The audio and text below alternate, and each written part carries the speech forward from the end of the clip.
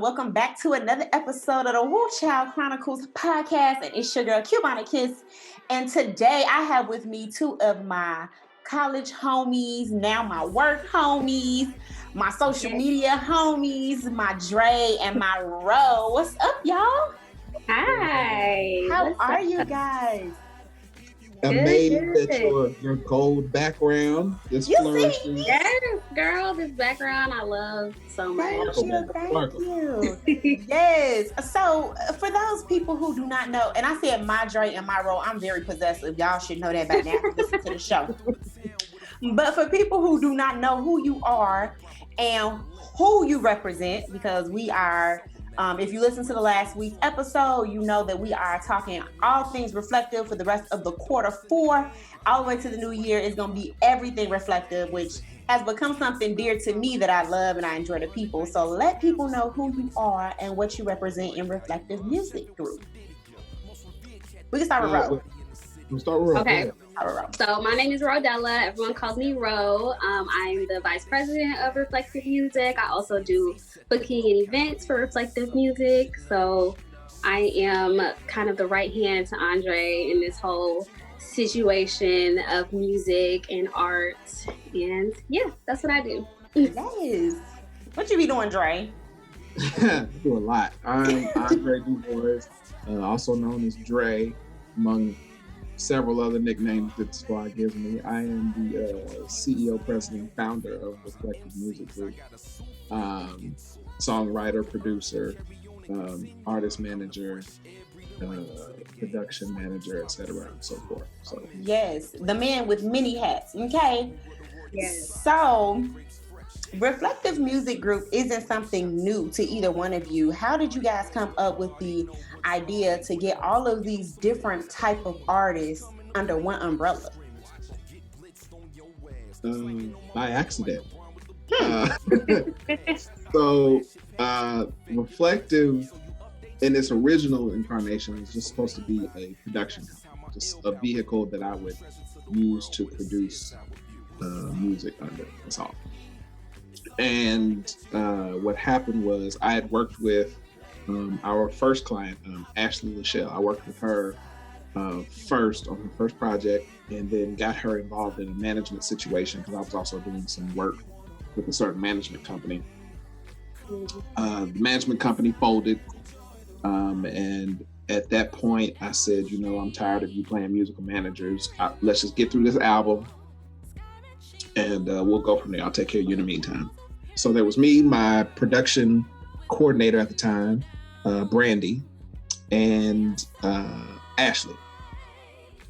And as the album was nearing the end of its production, I was like, okay, so we need to get you some gigs. I don't have time because I'm focused on your album. So let me put out a call and see who'd be interested. And as fate would have it, a chance interaction on Twitter with Ro turned into something incredible. I had met Ro as a dance major, actually. And I didn't know after, so much time, she had switched her major to arts, entertainment, media management, live performance management, which was what I graduated with. So I asked her if she was interested. We had a meeting. She left my apartment with the job, and started booking Ashley gigs. A few months later, we went from a client of 1 to a client of 5. And then after that, it became a client of roster of 7. And so it just started snowballing out of nowhere. And people just really enjoyed, I think, the family atmosphere that we have and the camaraderie that our roster has. Yeah. Ro, when you answered this tweet, first of all, let's just go back to Twitter used to be the thing, right? Like you used to couldn't get nothing, especially when we were in school. When we were in school, Twitter was it. You needed something. It was at the peak. Yes. So now when I get on Twitter, it's like weird because it's a completely different atmosphere of what I remember. I'd be like, what is this? But when you answered that tweet those many years ago, did you think you would be where you are now? Not at all, honestly. I must have been, maybe I had just turned 22 or like 21 or something when we were all on Twitter like that. Mm-hmm. So I had like just changed my major that semester before, and I had kind of just been randomly tweeting like, oh man, like what would it be like to like have a client, or like, you know, just getting inspiration based off of the classes that I was taking. So being able to use that same knowledge that I was learning on the spot and applying it in real time was like a dream come true, honestly. It was like exactly what I wanted to do. It put me right into my career path. So yeah, I was not anticipating for it to snowball the way that it did. But I always tell everyone it was like the best time in my life, because it was really such an authentic connection that was made on the internet, honestly. Because before that, me and Dre had met maybe only one time before that. Mm-hmm. So yeah, we would have never even crossed paths had it not been for that. So I think that's so funny. Majority of the people that I know from Columbia, we either met via Facebook groups, because at that time you had to have a college email address to even be on Facebook. So we either met through college Facebook groups, you either met through Twitter, or you met through Black Student Union. And I feel like my first interaction with Ro was actually BSU. Yeah, and I was putting together shows on the back end, which is not something I ever wanted to do. I'm not even sure how I got wrapped up in that, but I just loved Black Student Union. So that's just what that is. But then we have all these lifelong friendships. You know, friendships, whether they're super close, I talk to you every single day, or if it's just you're my Facebook friend and you've always been my Facebook friend and I've seen your kids grow up. Like, that's just kind of how it is. Yeah. When you started Reflective, Dre, did you ever think that you like, dang, I'm gonna have 13, 15, 20 artists doing all this stuff? No. Again, like I said, it snowballed by accident. I was just, when I started Reflective, I was coming out of another production situation that didn't work out. And I was just in it for me at that point. Like I need to look out for myself and make this music and, you know, take care of myself that way. I had no idea that I would end up being a go-to for all these different people. I mean, I think at last count, you know, between people that we currently have on the roster and who have gone through the doors at some point, we've had a hand in 15, 16 careers. And, you know, that's mind-blowing to me that, you know, it evolved to the way it did, and we've garnered the accolades that we've done, and we've managed to accomplish the things that we've accomplished.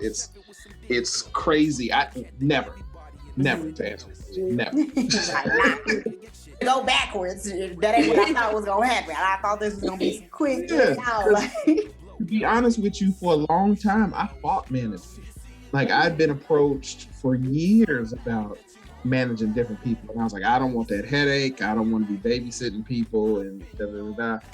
So funny how God kick you in the butt to do stuff, huh? You're like, oh, okay, so you ain't gonna do it now. But what it is, I had to find a way to make that work for me. Like, okay, God, if I'm gonna do this, then here's what I'm not going to accept. Here's what I'm not going to deal with, and et cetera and so forth. And if they with it, they with it. If they not, they're not.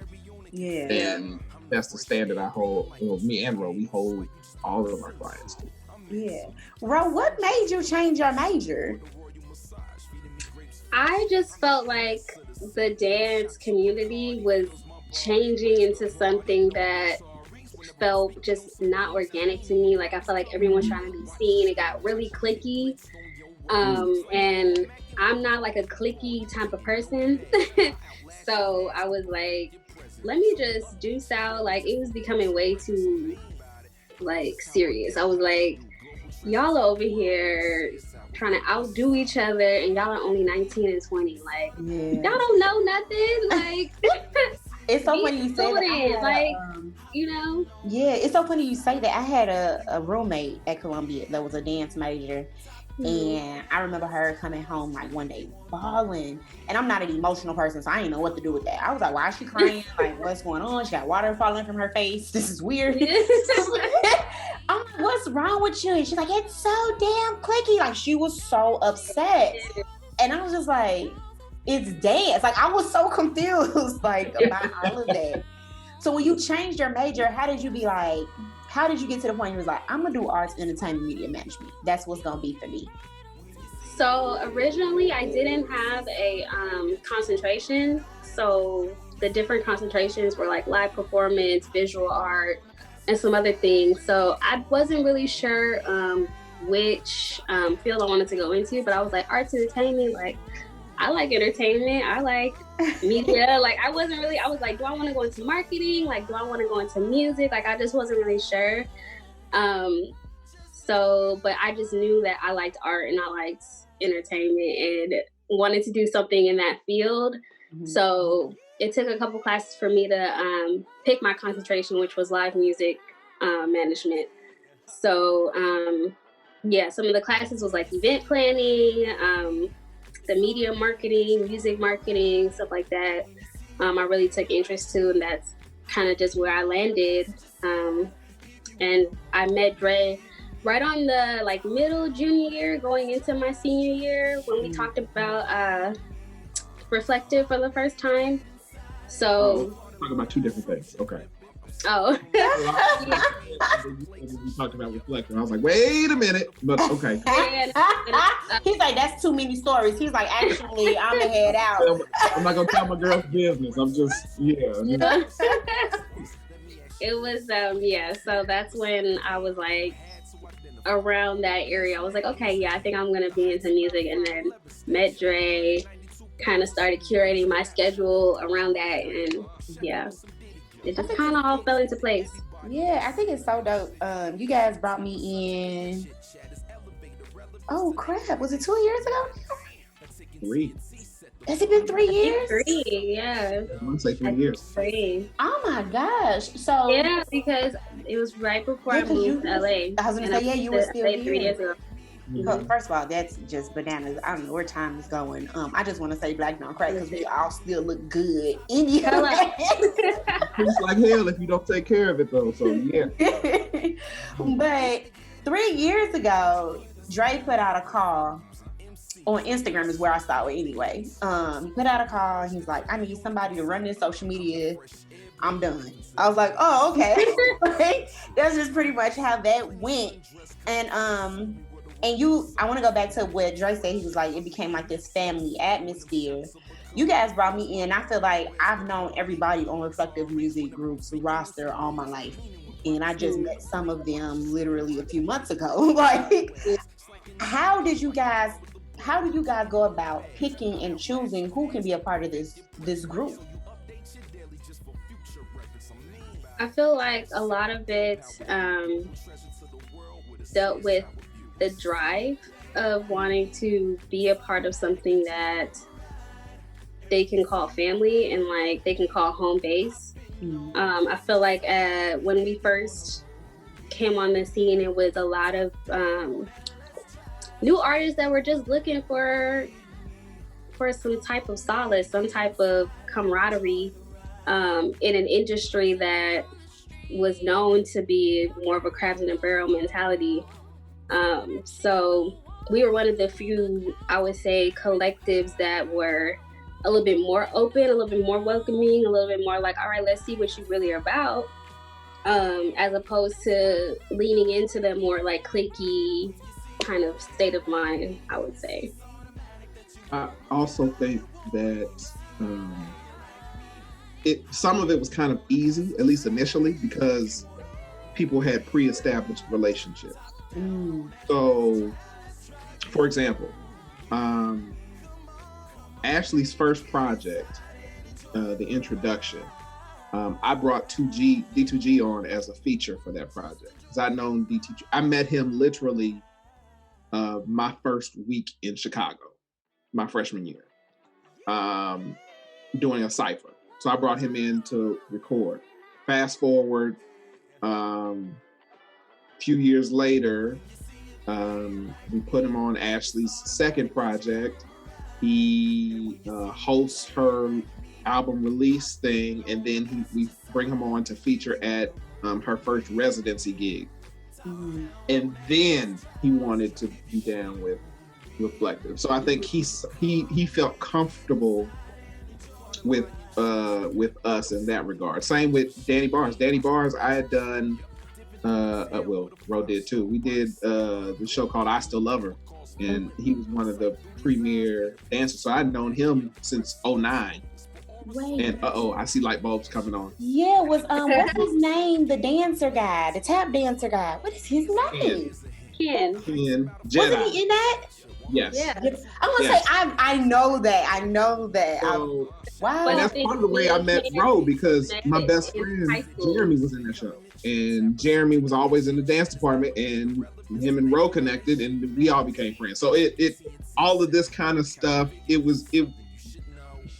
Reflective really, I think, is garnered from us wanting to make sure that our people are taken care of and looked out for, and they're not getting the short end of the stick, and doing everything in our power to get them to where they want to be. And I think that's why that family vibe is so palatable, because at the start and end of the day, we never want to take advantage of them. We want to make sure that they have everything that's coming to them, everything they've worked for, and strive to get them to be their best self, and to realize potential that they didn't know they had.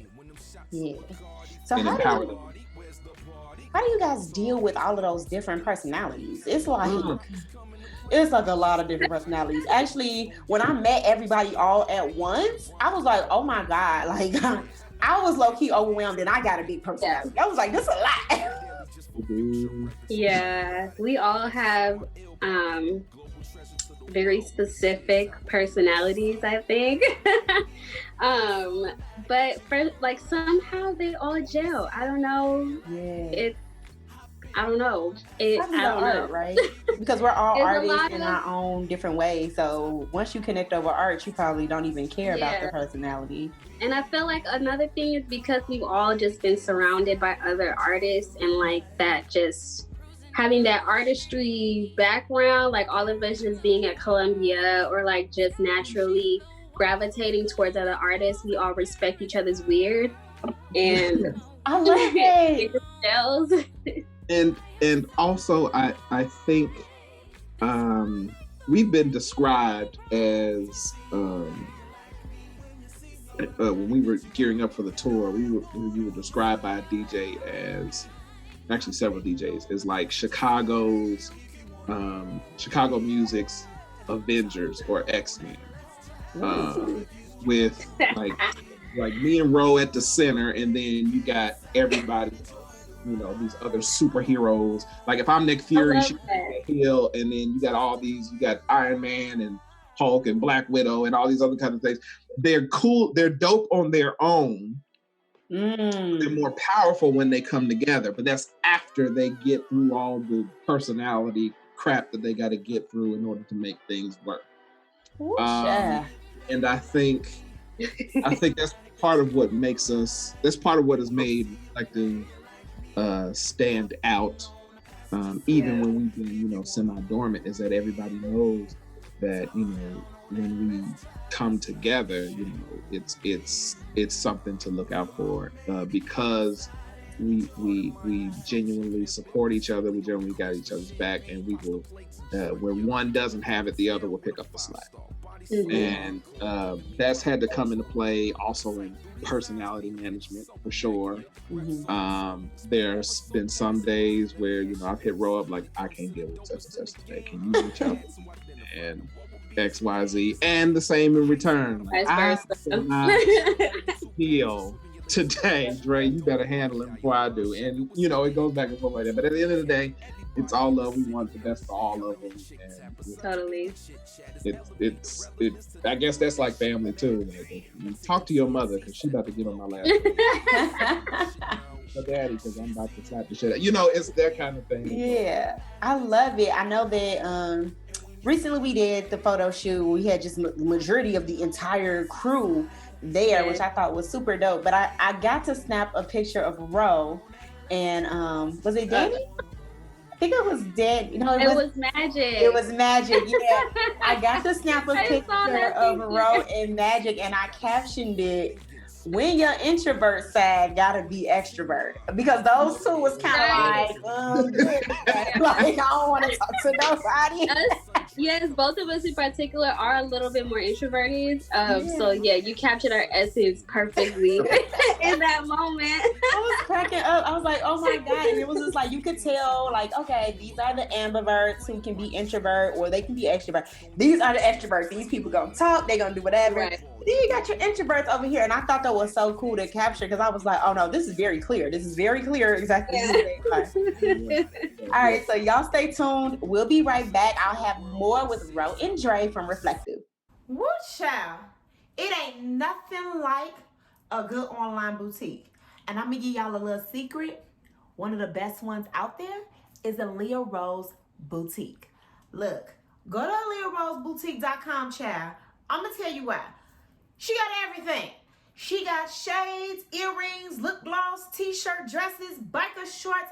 Baby, she got it all. Look, I'm the shade queen, honey. And sometimes I gotta switch out these prescription glasses and put on my shades so I can catch all the shade that might be thrown at me. And then I also make sure I wear my rose hip oil from Aaliyah Rose Boutique. Has my lips feeling smooth, soft, and kissable, okay?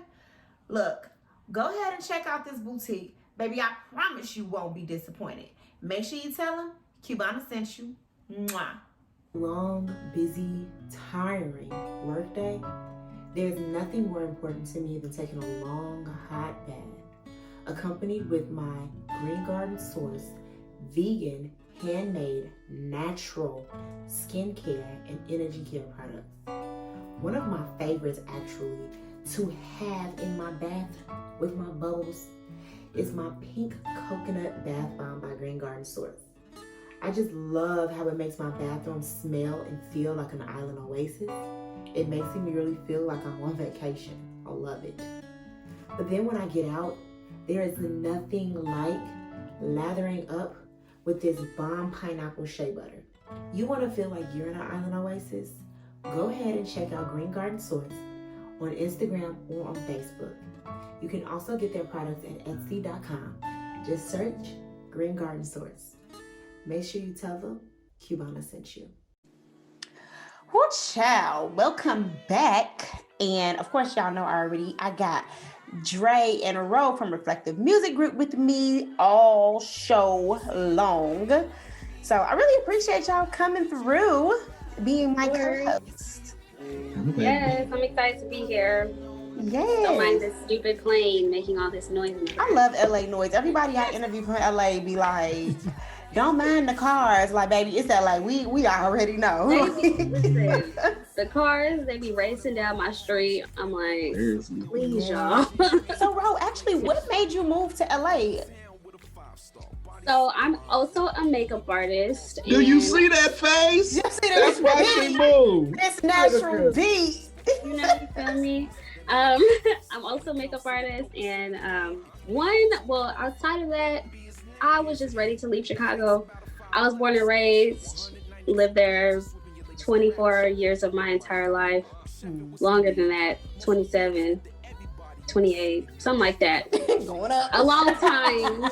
Born and raised. I was ready to go. I was like, I feel like I was getting stagnant living there. It was just like, I just need new experiences, new everything. And I also do makeup. So I wanted to expand my career out here, doing like more commercial things, more TV, film, media, stuff like that. So this is like the holy mecca for things like that. So I was like, let me make this move. So that's what I did. Yes. Been here for 3 years. Booked and busy. Booked and busy. I swear I be watching her story like, damn, she beat another face. Like, okay. Now, Dre, how did you choose Columbia as your school of choice? How did you end up here? kind of like Ro, I wanted to get the hell up out of Cincinnati. Okay.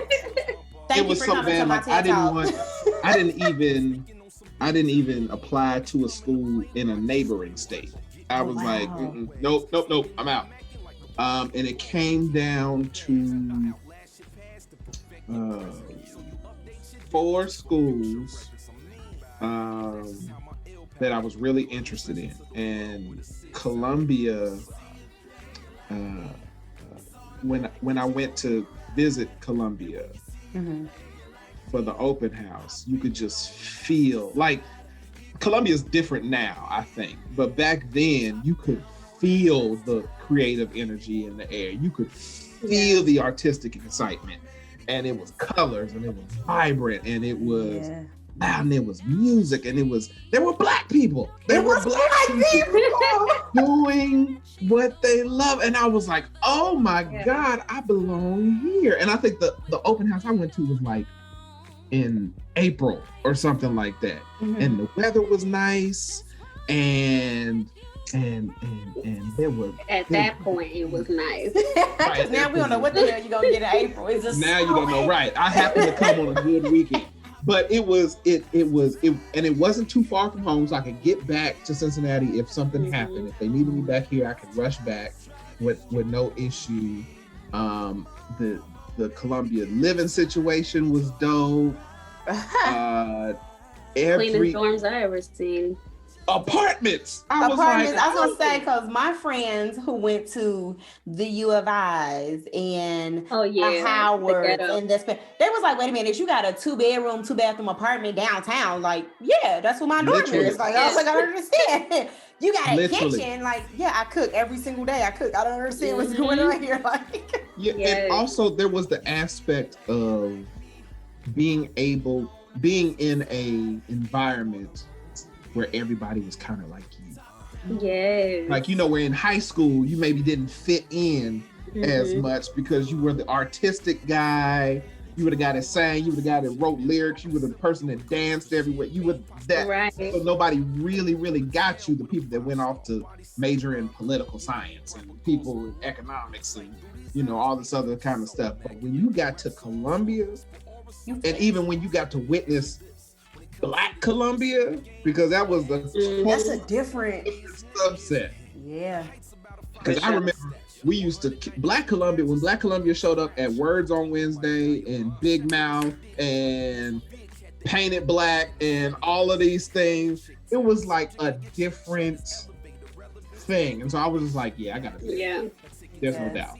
There's no doubt. I gotta do it. I'm with you on that. I'll never forget telling my cousins. I have cousins. It is a total of, let's see, 4, that's 8, 10. It's 10 of us. It's 10 of us total that are first cousins. So a lot of us went to school around the same time, like literally back to back to back. I think my grandmother was tired of coming to trunk parties at that point. My cousin was like, what school are you going to? Blah, blah, blah. And I was like, oh, I'm going to Columbia. She was like, with the artsy white kids? And I was like, actually, there's a lot of black kids there, like a lot of black kids. And I was like, and then it wasn't until I joined Black Student Union that I met even more black kids who didn't live on campus. These were the commuters. And I was like, oh, so I'm not the only one. Like, I'm the hoodest chick I think I ever met at Columbia as far as like living on campus for the most part. I just felt like I just didn't fit sometimes. But then when I started meeting those commuter kids, I was like, oh, wait a minute. Like, I'm fitting in here. Like, and then it also changed my view on what art is in the black community. Because when we hear art in the black community, you can sing or you can dance, and that's just pretty much it. But having broadcast journalism as an art, like that's an art. Everybody can't do this. Having people who can market, or having people who can read your contract and tell you, no, girl, they're gonna take all your money. Like having that's an art. Like I don't think people understood that. Yes. Right. Yes. But you even know what you just touched on something, not just the commuter kids, but the students who went to Columbia and then dropped out, but would still hang around. Baby, that was a baby. We used to be like, what school do you go to? Yes, that was a section of what school do you go to? Because you don't go to Columbia. None of us have don't go here. But you're always here. Yeah, I dropped out. I go to Harold Washington now, and then I'm gonna come back to Columbia once I finish paying. Right. Like, oh, okay. I'm gonna get my gen ed credits, but I'm here just to stay in the mix. Yes, Right. and they were on to something because if somebody had told me to take my gen ed somewhere else, Listen. okay, because the amount of money I spent on gen eds at Columbia, I ain't have to do that. Somebody Listen, and you know what? Roxy. I was so bitter about how much money Columbia used to run us for, but at the same time, now when I look back at it, I don't know. I think I paid more so for the connections that I made. You pay for the experience. Oh my God. Because I would never get and like I said, Columbia has changed a lot. I think since the time we were in school. But yeah, because now they got like commercials and like bus benches, and I'm so confused. I'm like, what school is that? Weird. It's very weird. But then, like, you could not. I think what we got then was really priceless. For sure. Not just what we learned, but the people who were teaching us, the experiences we had, and the relationships we made are second to none. Second to none. I 100% agree with you. Ro, how did you end up at Columbia? So I have been dancing since I was 7. So I had danced all through elementary school, all through high school. I was a part of competitive dance too. And I also was trying to get out of Chicago at that point. Like, Columbia was literally the only school in state that I had applied for. Okay. I had applied to 4 other ones, got into all of them, and still went to Columbia. Because really it was the only one that offered dance as a major. Yes. Like, I really didn't see myself being a history major, being an English major, anything like that, you know. And that's what all of the other schools that I had applied to, you know, they were your normal. I applied to HBCUs, I applied to other art schools, but none of them really had dance as a major. And again, just me going to echo what Andre said, going to the open house with my brother. He took me and we went together, and I was like, I need to go to this school. Like, this school is like exactly what I want, you know. Right? Like, I wanted to focus on art. They suck you right on in with that open house. They do. They were really good at it. They were really good at it. I loved everything about that. I love the what Dre touched on. Like, I used to be so bitter. Like, I got all these damn student loans from this place and blah, blah, blah. And I don't even, you know, I don't technically get paid for that major that I majored in. Right. Like, what the hell did I do? But then when I do my podcast or when I do my social media stuff and I work with different brands and different companies and I'm consulting and doing these things, and the first thing they always compliment me on is my business etiquette. And they will always mention a school, which I will not mention, but it was a like rivalry school for us. And I was like, they was like, yeah, it's just like total night and day. And I'm like, damn. So I paid some good money for something, because some of this stuff. I felt like, once I changed my major, it really opened my eyes to the spectrum of the expertise that Columbia's teachers had. They were so knowledgeable and so open about their expertise in what they were teaching, and they were working in their fields at the time, so they had direct, you know, connections, direct knowledge. Like, I remember my teachers when I first changed my major encouraging me to go out and go to different shows and telling me where to find these shows and all of this and that. So it was like invaluable information, honestly. I agree. And to piggyback on that, I remember my 2 of the best instructors I ever had. One was Cosign from the interns. I did my first production under him. The first song I ever produced was under him. And I did it on a guy who went on to sing background for BB and CC Winans. And then the other one, definitely one of the greatest teachers and producers I've ever had. I did a class with Donald Lawrence, and that thing spawned me my first 3 major label album credits. Wow. Just based off of him, and then parlaying that into an internship and all this other kind of stuff. So Columbia afforded, that's why I said the experiences that I had, Columbia afforded some things that I wouldn't have gotten anywhere else. I 100% agree. And also to go back, I didn't mention this, one reason why I chose Columbia. You know, back then, I don't know how it is, but now with other schools, if you lived in a residence hall, there was a curfew where you had to be in. Right. But Columbia was like, you better go to every damn show that you possibly can. They were encouraging us to go. And stay out. Stay gone. They used to say, you pay for your U-Pass and you ain't rolled the red line to the end of both lines. Mm-hmm. They used to encourage you, get on the train, go view your city, see where you are. Be out here. And as somebody who, listen, I wasn't born in Chicago, but I was raised in Chicago all my life. This is actually all I know.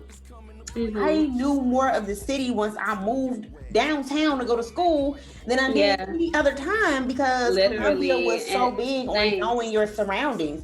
So now I'd be like, oh girl, you gotta walk east towards the river. You're gonna make a left when you get to Wacker. You're gonna do that. Like, I can't tell anybody because I haven't lived in Chicago for 4 years now, and I can tell anybody like it's yesterday, just from living downtown. I could have told you after my freshman year how to get wherever you needed to go. How to take what line, which bus, which everything, because they encouraged us to go out and explore the city. I don't know what I or because of the friends we met. The friends that were commuter friends, like you said, that would live at 63rd and Cottage Grove or something like that. And you would have to figure out how to navigate to get there, because wasn't nobody driving. Right. None of us we wasn't driving, but we was renting zip cars. Anybody? We used to rent zip cars to get around the city, because depending on where you were going, the trains or the bus would stop. So you would have to know how to get Columbia offered a discount on zip cars. Yeah, so we would rent zip cars. Oh my God, y'all, memories of my college days. I love college, honestly. I do. I would do college again. I would do those years over again. I would do college again. I would do those years again, and I would add a minor. I did not have a minor. Right? I didn't have a minor either. I would have added a minor too. I would have added a minor. I would have added an arts, entertainment, media management minor. I took a couple classes. But as we all know, I got pregnant at Columbia. So I got pregnant at Columbia. Yeah, man. And it's amazing to see your son now. I'm like, right? He's so big. I remember you were pregnant with him. I was so mean, playing a painted black. I don't understand how people joke with me. I was so evil. But I got pregnant then, and I took a lot of classes. I knew that radio was not going to pay me what I needed to be paid coming out of college, pregnant with a baby. Like, it wasn't gonna work. I needed to try to figure out what I was gonna do. I took a couple arts, entertainment, media management classes, loved them all. I was like, why wasn't this my major all 4 years? At this point, I only had a year left. I wasn't changing nobody's major. I'm done. I got to go. That's real. So it just was what it was. But I definitely do college all over again for sure. But to get back on Reflective, you guys because we got stories for days about Columbia. We can go on and on and on. Listen, that's a whole nother show. Okay, I'm gonna have to do a Columbia show, because I got people who. Oh my God, who have made waves. Yes, because you should. Fun. The Black Columbia experience. The Black Columbia experience, because people really think that there's not there. And I was like, I was president of BSU. Absolutely. Like, what are you talking about? We definitely. We were thick too. Okay. And everybody knew just about everybody. There was like 2 degrees of separation. Right. Everybody knew everybody. Everybody knew everybody, and everybody had everybody's back. To this day, I can call people from BSU and get just about anything I need from anybody that was involved in that. Like, I've reached out to people like, hey, is your company hiring? Nope. But this person company hiring. You remember this person? I'm finna send me your stuff. I'm finna send it over. And they reach back out to me like, I love it. But the one thing about Reflective is that what I love about it is that it gives me those Columbia vibes. Like, I planned Painted Black a lot of the times. I was involved in those big projects and those big ensembles of art all in one category. You guys are doing that now with Reflective.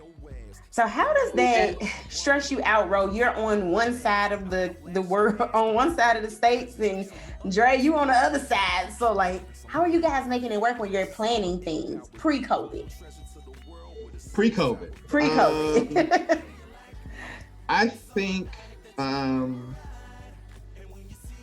me and Ro, I think the most important thing is that we stay in communication with each other. We stay in communication with each other first and foremost. Ro is one of my best friends in the world, and so we made sure that we maintain, because if at the center, if we don't keep in communication, then the rest of it falls apart. So we maintain things with each other, and then we make sure that we stay in communication with our clients as well, and not just about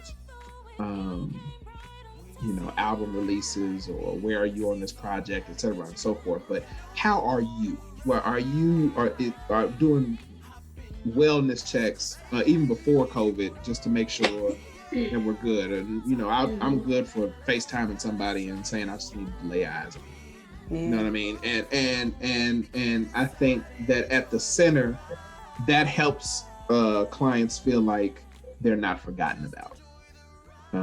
That they don't get lost in the sauce. Now, since I left Chicago at the end of 2016. Ro left the following year, and so it has proved to be challenging, I think, not having as much FaceTime as we used to in those first 2-3 years. But I think that the family atmosphere that we built and have tried so hard to maintain has been what's kept us.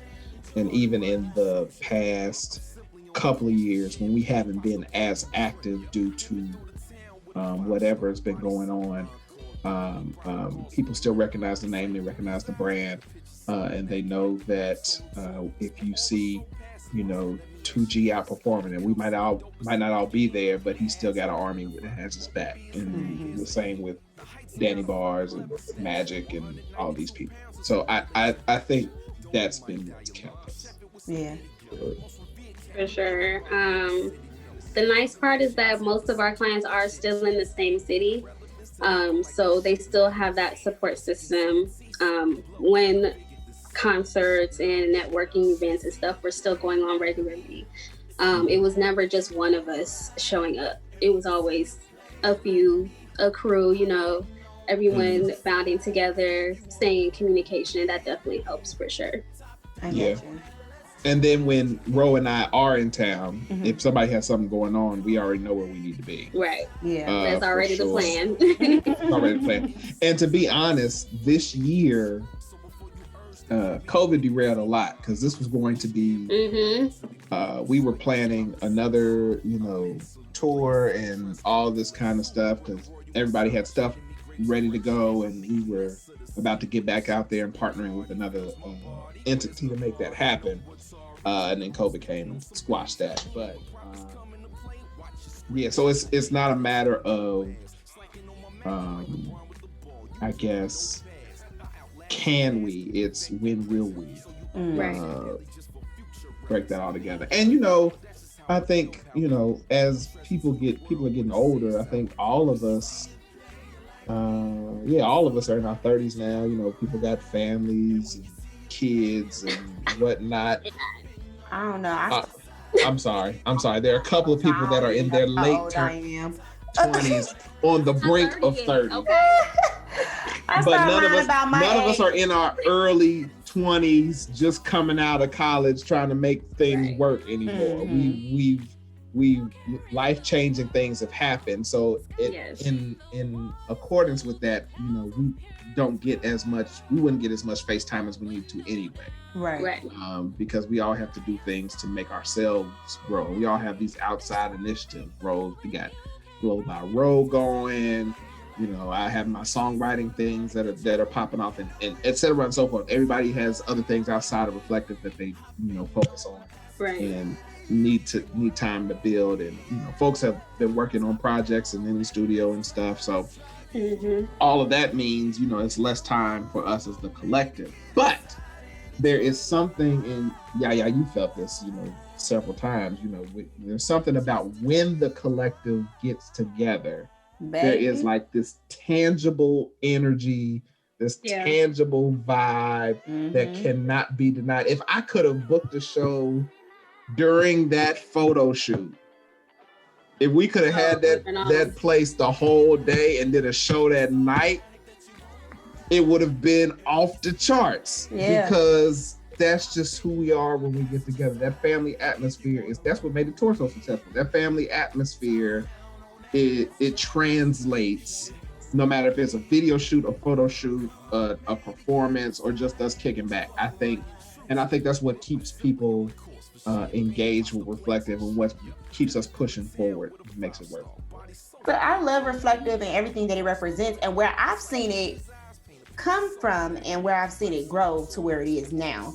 I've seen it at the beginning stages via social media, kind of just looking like, oh my God, like, oh, Dre started a music group, that's cool. And then I was like, oh, they on tour. Oh, this is cool. Like, what they got going on over here? Like, I really appreciate that. That artistry in itself is, like I said, art has so many different forms. It's reflective. Actually, it's whatever you feel art is.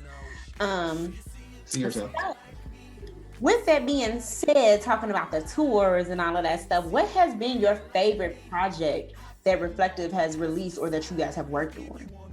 You gotta pick one. Don't be like, they all my favorite. I don't want to hear nothing. I wouldn't say they all my favorite. I wouldn't go that far. No. Not all of them. Right. Ro, you go first. So my favorite is really gonna be the first Reflective Music Tour, the See Yourself tour. That one I really felt like I got a chance to flex my degree. All of the planning, the touring, the mapping out, the budgeting. I really felt like I was in my bag. Like, I was like, yes, this is what I want to do. Like, this is like the meat and potatoes of like what I worked so hard to like finally manifest out of everything that I had been preparing for prior to that moment. So all of it was very, very hard. I'm not even gonna lie. It was stressful. It was a very long time. It took a long time planning, but just to experience and live through the results of it all and seeing it just kind of unfold right before our eyes, just seeing everything that you had worked so hard for, all the sleepless nights, all the frustrating moments, like just to see all of it be worth it was so rewarding. So yeah, we were on tour for, oh my God, 3 months? It was the first leg? Yeah, the first leg, summer 2016, summer and fall 2016. And yeah.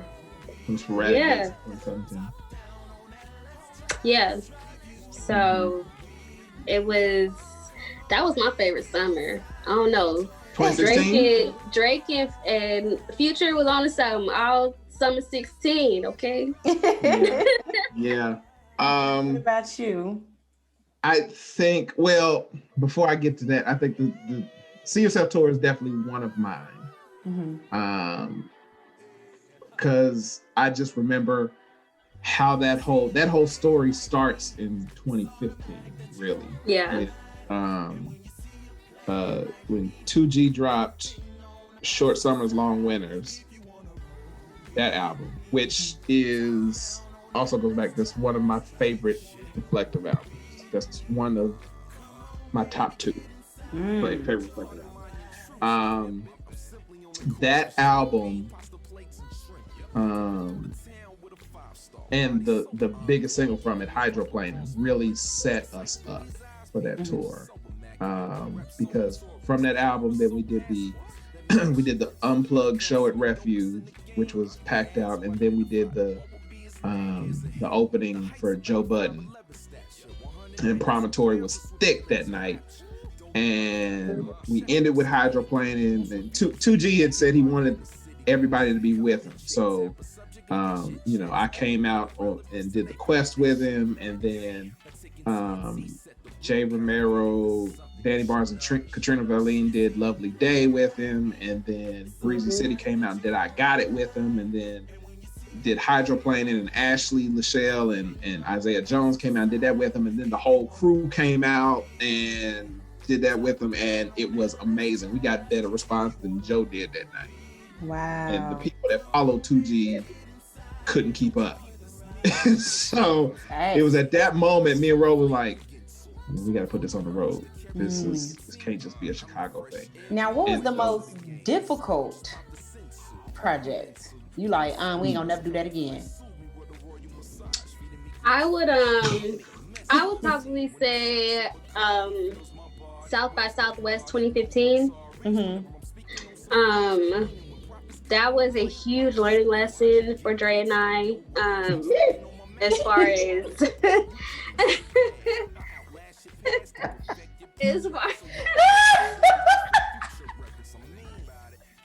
Y'all, Dre popped the bottle back open. He like, first of all, hold on, cuz he got a drink to that from 5 years ago. That's how you know. Listen, baby. It was a huge lesson.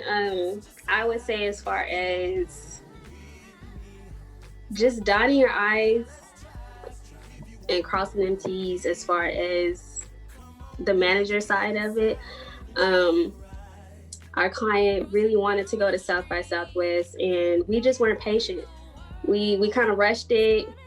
We were able to book them, but the person that we booked with was a scammer and like double, triple booked the slots for the South by Southwest showcase. And we went all the way down there, was not able to perform because the booking manager left the show. Wow. Just left the show, left all these artists kind of stranded at this venue, and sold all these slots to all these artists who ultimately didn't get to perform. And it just was one big scam. So it was just a lesson to us to just be more patient. Like if it's not in our capacity, we shouldn't force it. Because I felt a lot of pressure as a booking manager to make that happen.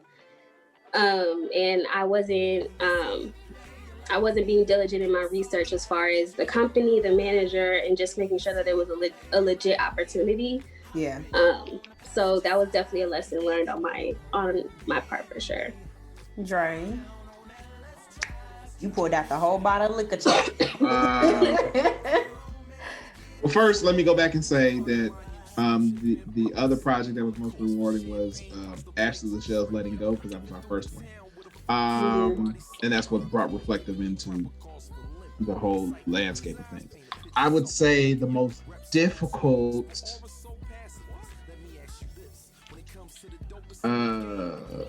speaking on two sides of it, the most difficult album has probably been Cara Shelton's album. Okay. And that's because we did the live recording in 2018, and we just released the first single in August, and that's been mostly because of a bunch of technical difficulties that have happened in that process that we're fixing. But the most difficult road experience might have been, because I wasn't there for South by Southwest, I just dealt with it as it was there. Was the tour. Well, there's been 2 tour stops. It was St. Louis when they triple booked the venue that night, and then they scrounged to find us one, and we ended up performing in some like record store or something like that. Oh, and wow. then the turnaround from from Brooklyn to Cincinnati in the same weekend. We drove from Brooklyn to Cincinnati, performed, and then a few hours later, I took road to the airport to fly to back to LA, and I put Magic and D2G on the bus back to Chicago. Let me tell you how I'm tired. Listen. I'm tired. Listen. Brooklyn to Cincinnati. First of all, that's already one damn time zone. Brooklyn to Cincinnati is a whole different damn time zone. Then you didn't take Cincinnati to damn LA. That's a complete baby. I'm sleepy. Listen. It was a whirlwind. And we performed both nights. I think we performed in Brooklyn Friday night and Cincinnati Saturday night.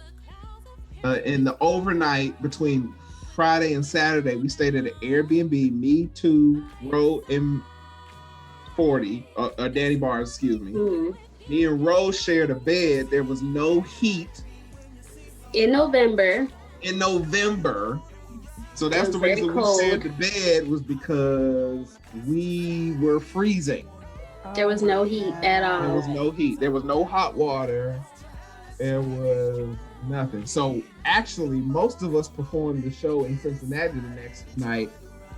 Well, some of us performed the show asses unwashed because the water was frigid cold. We had time to change clothes in the venue, do a 3 or 4 hour show, because I always book Cincinnati shows. It's like a festival with a whole bunch of artists. Did that, went to my mama's to catch maybe a couple winks, eat some pizza, and then take them back. Whew child. Okay, whew child. So y'all had, first of all, the fact that y'all have to go from all of them different places, but then on top of that, y'all ain't had no damn hot water. Things that go on behind the scenes of these tours, okay? They don't tell you about that. Like, baby, I probably would have quit being an artist that day. Like, actually, thank you. No, thank you. This ain't for me. We got stories for days, I'm telling you. Oh my God. I can only imagine. I mean, you guys have been doing this, like you said. I mean, even if you just go back to 2015, 2016, that's a long tenure for any music company in this day and age that isn't all the way mainstream, right? Because now it's like, if you ain't mainstream, people ain't really trying to fool with you. But to hear all of the stories that you guys had, all of the opportunities that have been granted to you guys, I think that's like amazing. Yeah, I mean, our clients have won awards and opened up for dope artists. You know, Ashley opened up for Dwelle, and Art 2G has opened up for Jesus, Naughty by Nature, Joe Budden, Mobb Deep, and all these people. And you know, Magic has performed in Europe, and we had our first international show on that See Yourself tour. We did Canada a couple of times, so it's been rewarding to provide opportunities for people who might not have otherwise had. But yeah, I think that's part of the joy of what we do. Yeah, makes it worth it. Yeah. So, with the end of Q4, being in the middle of a pandemic, what accomplishments this year are you proud of? Honestly, the reflective photo shoot. But like, we have been trying for so long to get everybody, and even if it wasn't even still everybody, but to get the vast majority of us in one place, was definitely on our list this year, and we made it happen.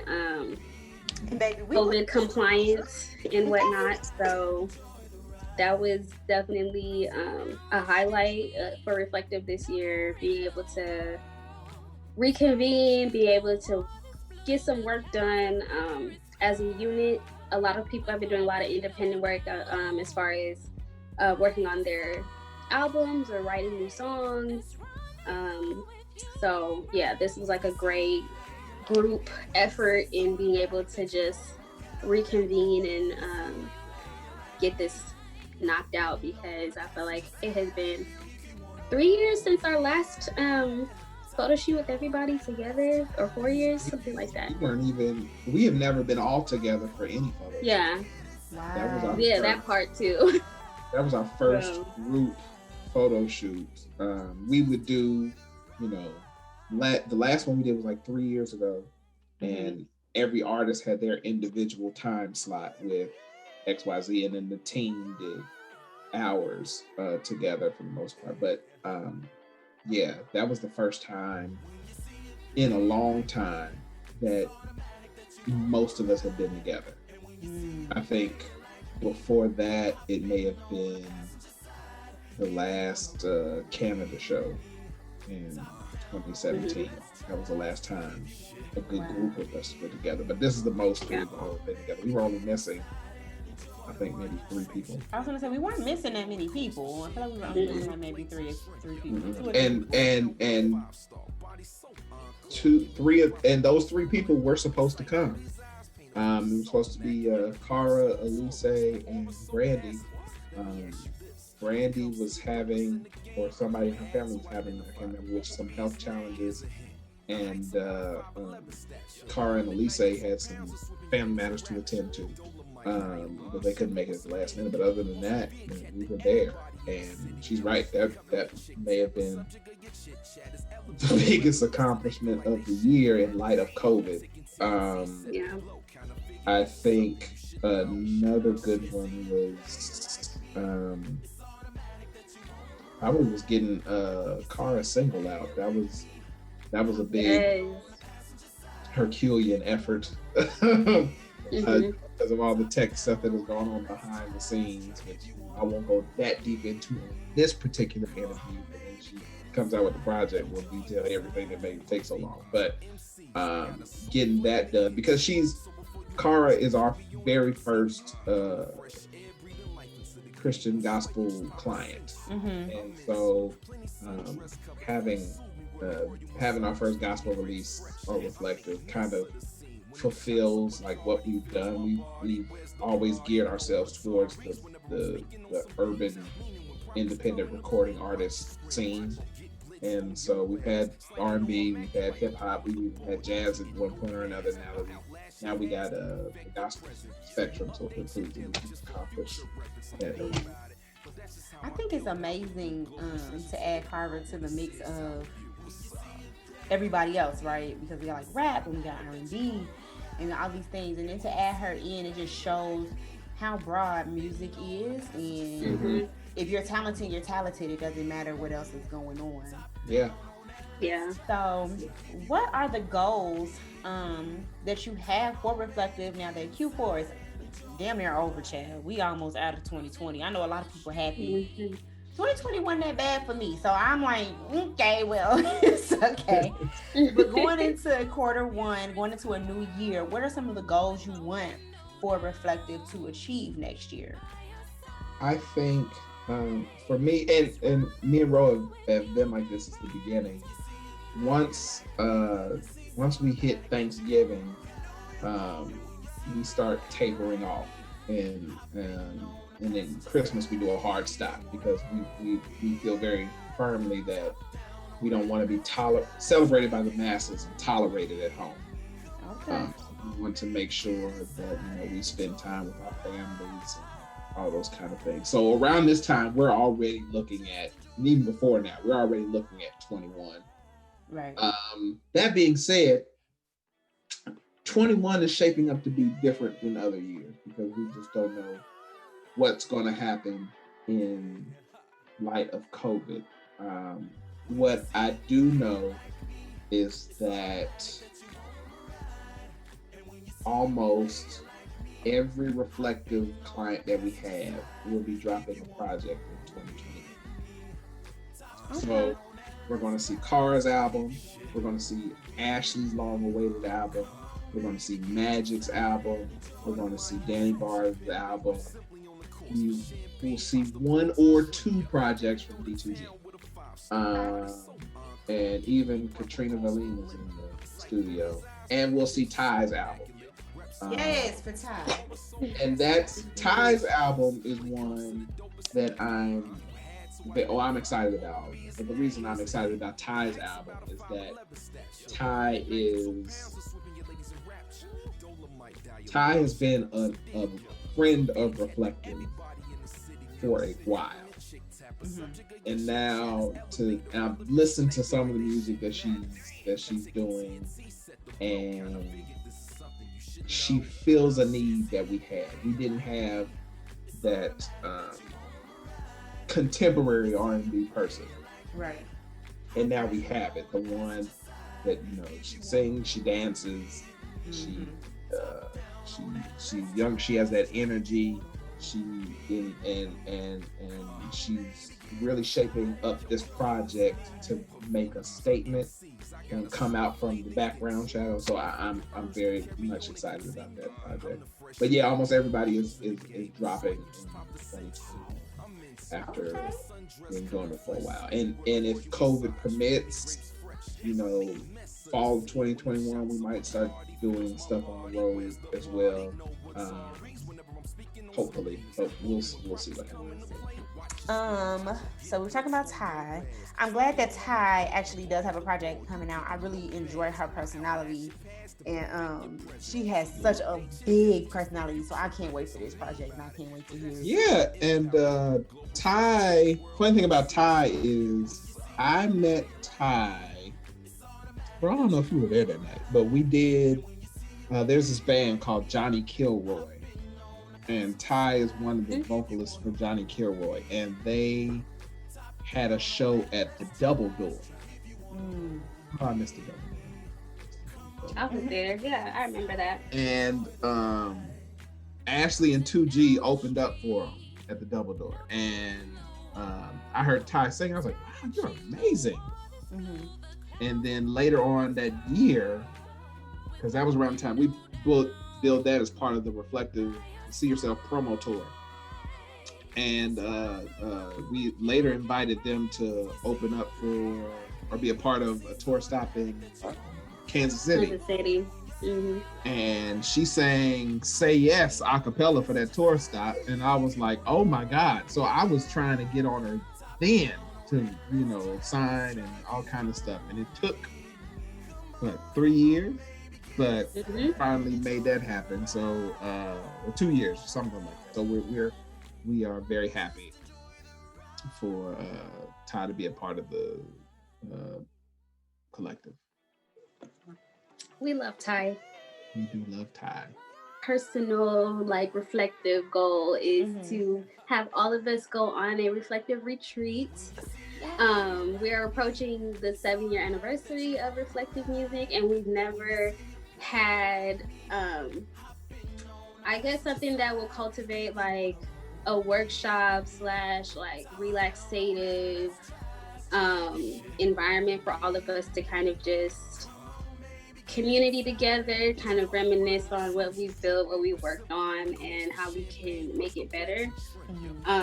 So my ideas are involving kind of like a workshop of some sort, maybe some sort of artistry workshop or something of that nature, where we all just kind of retreat somewhere and kind of focus on the goals there. So that's our, I guess, Q1-ish / Q2 goal. I love that. Dre and I are in cold places. I would love to go somewhere warm. Just throwing my bed on out there.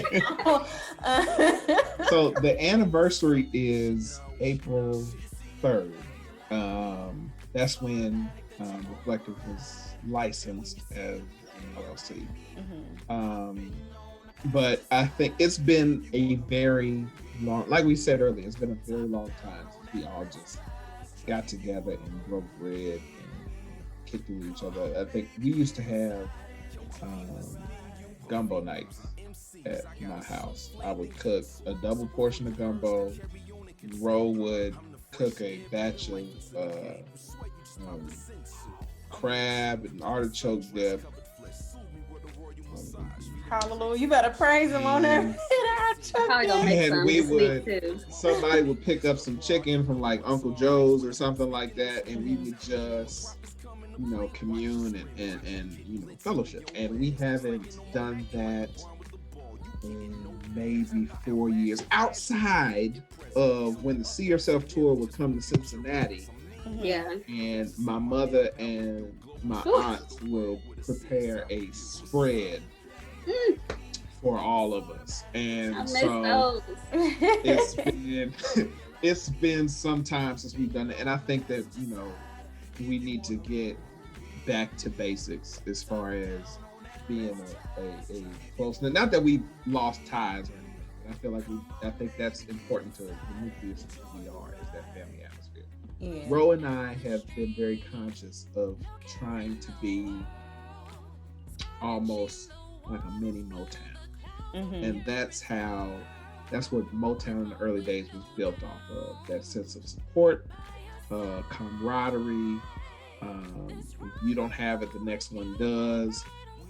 Even down to our quality control sessions. And Yaya, you were there for one of those in the studio one time. It's having everybody's insights and making sure that everybody supports one another. So I think at the base of that is actually spending time with one another. And so I think a retreat for us is necessary and deserved if we're coming up on a 7-year anniversary. We've never gone just away to just get away. While we're there, we might work on some music or what have you, but I think the real core of it is trying to center ourselves, get us together for the year, and prepare ourselves to get to work. Because ultimately, at the end of the day, we want to see everybody win, regardless of what their personal goals are. We just want to support everybody we can. I love it. I love the goals. I love, once again, I love Reflective. I love being a part of this family. I love that you guys listen to everybody that's on the roster. If it's on the admin side or if it's on the artist side, you listen and you hear what they're saying and what they want, and you try your hardest to implement that the best way you can. And that means a lot on any side of the spectrum that you're on. So, yeah. Go ahead, Ro. I was gonna say, I think it's really important for everyone to be heard. Especially when it comes to artistry and art and expressing that art. Everyone is so unique, and everyone's voice is so different, and everyone has something different to say, something different to offer. And I feel like that's what's most unique about being an indie label, is that we do give our artists that moment to fully realize themselves in their art. It's something that you don't really see. Like, you kind of see it in mainstream, but I feel like mainstream is so caught up with a lot of other moving parts that sometimes the art can get lost in translation. So it's definitely Dre and I's ultimate goal is to make sure that everyone is being heard, everyone feels like they're growing within their journey as an artist, and that they feel supported in that also, for sure.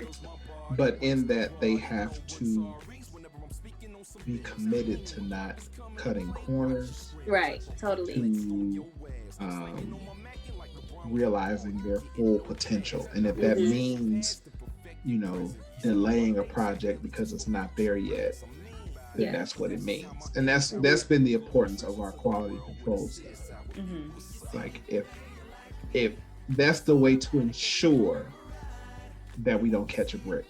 And we've caught a couple bricks before because people weren't committed to the process. And so I think in keeping that center, realizing, getting back to a family unit, nobody is out to see you to bring harm to you. Right. We just want the best for you, and that means you might have to go back to the drawing board or back to the studio a couple times before you get it right. And that means that every song that you bring to us is not going to make the cut. Not if you want the reflective stamp on it. Exactly. So the criticism, when you find that sweet spot, which we found time and time again with some of our artists in particular, you find that sweet spot and you just see how far it can go, and the significance that it can imply on someone's career. Yeah. How important it is to have those sessions, and how important it is to have people in your corner that are objective and are looking at your art in an objective way without tarnishing the process and the art itself. Yeah. So once you find that, I feel like we have that sweet spot. And it's just maintaining that. It's like, of course, there's the ebb and flow of life and the journey of it all. But like, once you get back to that sweet spot, it's like magic, honestly. Like everything just flourishes. You get, that outcome that you're looking for, and you're able to sustain it at that point. But hopefully, with COVID and everything, there is a different landscape now when it comes to the industry, and everyone just has to be diligent as far as bending like water and knowing, how to flow with all these new changes, all these new regulations and guidelines that we're going to have to come across when it comes to touring again and doing shows and whatnot, for sure. I loved everything about it. So I once again want to thank both Ro and Dre for coming through and being my co-host today. It was so fun. Yes, hearing all of the background stories and everything that Reflective has gone through, what they're going through, and what they gonna be able to go back and talk about later. Like, I remember when we fucked that up. I mean, now we're right. Like, remember that? So we got a bunch of them. Now. Right, we can laugh now. Not funny then. If they want to follow you, Dre, or you, Ro, or Reflective, how can they do that? Ro, you go first. A few things. There's a Reflective Music Instagram at Reflective Music, spelled just how it sounds. And then there is also our Facebook group, which is Reflective Music Group on Facebook, exactly how it's spelled, right? Is it the same? It's the same. The same exact spelling, yes. I'm also on Instagram, Rotorious, RHO_TORIOUS. And on Facebook, Reflective Music Group, because I'm the one that's running that one in conjunction with Yaya and Dre. So you can find us all there. And Dre? Everything for me is the evidence. THAEVIDENCE.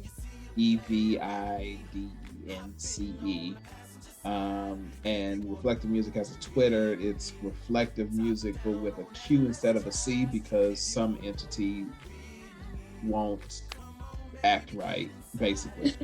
They barely use their Twitter, so I don't even know what the deal is. But that's us for real.